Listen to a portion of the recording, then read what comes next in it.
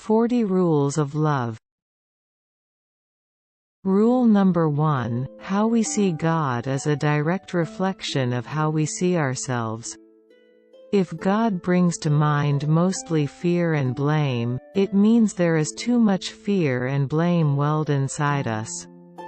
If we see God as full of love and compassion, so are we. Rule number 2: the path to the truth is a labor of the heart, not of the head. Make your heart your primary guide, not your mind. Meet, challenge and ultimately prevail over your nafs with your heart. Knowing your ego will lead you to the knowledge of God. Rule number 3: you can study God through everything and everyone in the universe, because God is not confined in a mosque, synagogue or church. But if you are still in need of knowing where exactly His abode is, there is only one place to look for Him, in the heart of a true lover. Rule number 4: intellect and love are made of different materials. Intellect ties people in knots and risks nothing, but love dissolves all tangles and risks everything. Intellect is always cautious and advises, beware too much ecstasy, whereas love says, oh, never mind, take the plunge. Intellect does not easily break down, whereas love can effortlessly reduce itself to rubble. But treasures are hidden among ruins. A broken heart hides treasures. Rule number 5: most of the problems of the world stem from linguistic mistakes and simple misunderstanding. Don't ever take words at face value. When you step into the zone of love, language as we know it becomes obsolete. That which cannot be put into words can only be grasped through silence. Rule number 6: loneliness and solitude are two different things.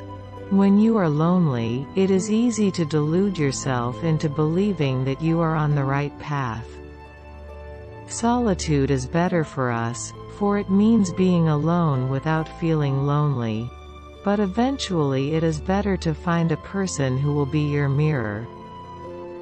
Remember, only in another person's heart can you truly see yourself and the presence of God within you.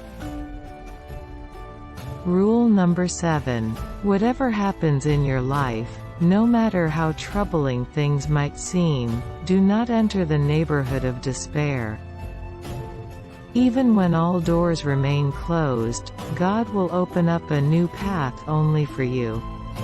Be thankful. It is easy to be thankful when all is well.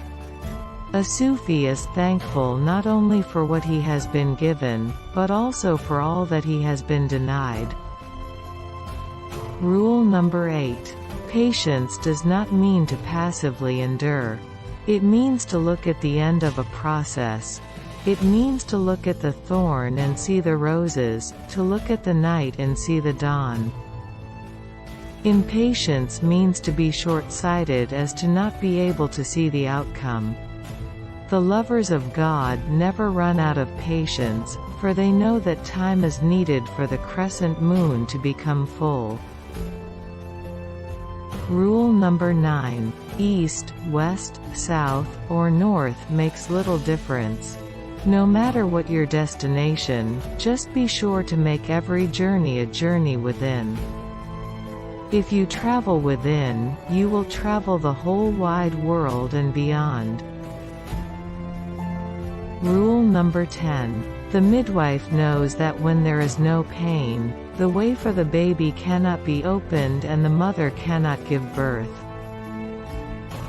Likewise, for a new self to be born, hardship is necessary. Just as clay needs to go through intense heat to become strong, love can only be perfected in pain.